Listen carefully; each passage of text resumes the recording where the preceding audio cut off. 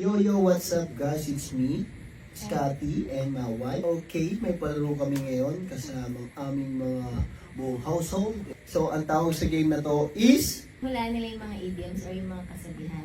Tapos each correct answer, makuha ng 100 pesos. Let the games begin!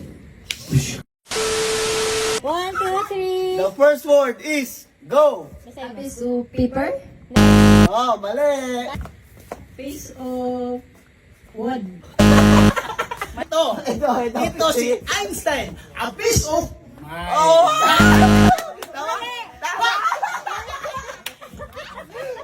Iba yung spelling eh! A piece of mind! Mine eh! Ah, hindi! Hindi. Tignan mo spelling! Sa piece! Okay. Oh, ikaw. A piece of shit. Piece of... Bila. A piece of word. Ah, no?